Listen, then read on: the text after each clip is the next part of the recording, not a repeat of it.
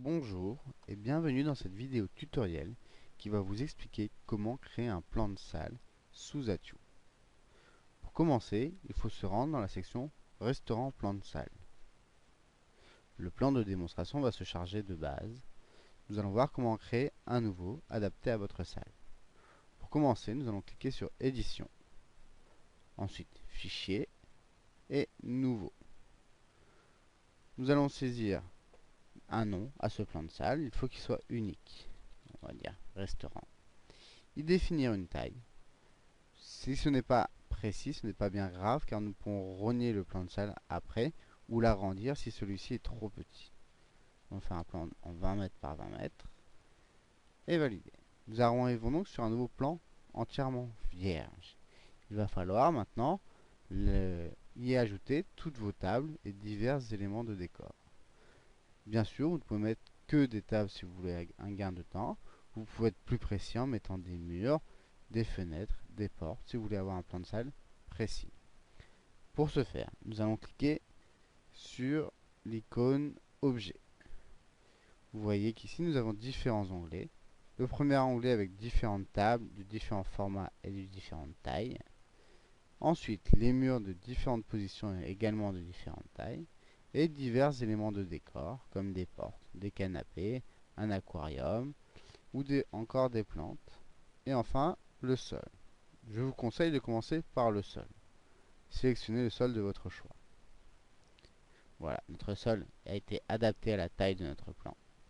Il ne nous reste plus qu'à y ajouter nos tables. Pour mettre une table sur le plan, rien de plus simple.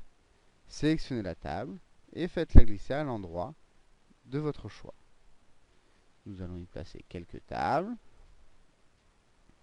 de différentes formes. Une fois votre plan terminé, il va falloir affecter un numéro à chacune des tables. Pour cela, rien de très compliqué.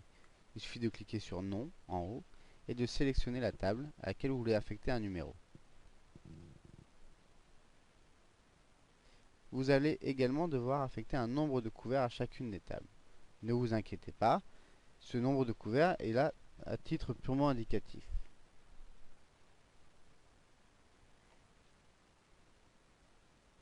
Et ainsi de suite pour toutes les tables de votre plan.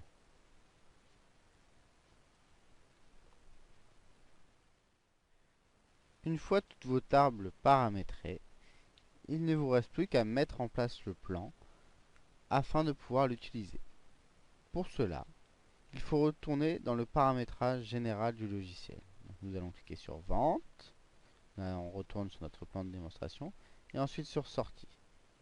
Il faut aller dans Paramètres, puis Lieu de vente, et vous voyez qu'en face de chacun des lieux de vente, nous pouvons définir un plan de salle. Vous pouvez définir un plan de salle différent par lieu de vente. Si vous n'utilisez qu'un seul lieu de vente, il vous suffira d'en paramétrer qu'un seul. J'ai affecté mon plan de salle restaurant, mon lieu de vente restaurant salle. Donc si je retourne en vente, je vois que ma carte a été mise en place avec succès. Je peux maintenant ouvrir une table directement depuis mon plan de salle. Merci d'avoir suivi cette vidéo et à bientôt pour d'autres tutoriels.